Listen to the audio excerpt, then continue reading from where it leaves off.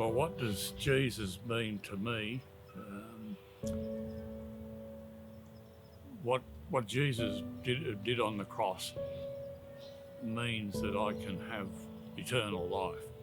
It took me a long while to realise that, and fortunately we have a patient, loving God, and he kept dragging me back. I was a reluctant Sunday school. I was sent to Sunday school, and for some time I went reluctantly, got out of it whenever I could. Till 1952, there was not quite the flashing lights that we hear some stories, but at a Sunday school picnic I realised, well, maybe I should be going to Sunday school more. That girl looks all right. So I started going to Sunday school regularly, and then church after Sunday school. Then I lost interest, or she lost interest in me or something. Well, then another couple of young women came to school, to church, older than me, but one was a teacher at Woonona Public School, and they started the fellowship. So then that was then a big step for me. So I went to fellowship, eventually became the leader, but then I was still going to church, but sort of not a lot. But every time I seemed to wander away, something dragged me back. Now, it took me a long while to realise that was what God was doing in my life. He was making sure I didn't wander too far away.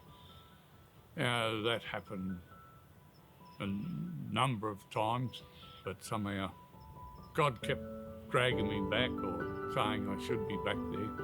I almost left. I felt I wasn't growing at Woonona Presbyterian Church. I knew a lot of people at Bulli Anglican. We lived behind the church, so I thought I'd be handy going there. I knew the two ministers were there, and almost to go, and then God intervened again and sent a man called Peter Curry to Woonona, and so that was the big step in my growth, I think, and one that's hopefully continued since then. I wasn't aware of things, but I realised now that things were happening.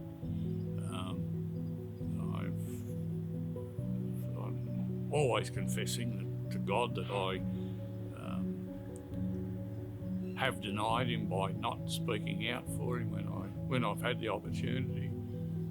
That's sort of been a big part of my life, I think, just that. Not speaking when I could have, when I should have. But then you see what out the backyard's like, and I often sit on the veranda and look at the flowers and look at the birds, and I think, you look at nature, how can't you believe that there's a loving God? And people say, oh, it's all evolution, but you say, well, what came first, that flower or the bird? The flower needs the bird, and the bird needs the flower, so just, God's got to be there. Yeah, just look at the cross and believe and realise just what God did through his son for us. And I've often thought, well, what God's done with his son, could I do that with my son? And I thought, yeah, must have been so hard. So just appreciate what God has done.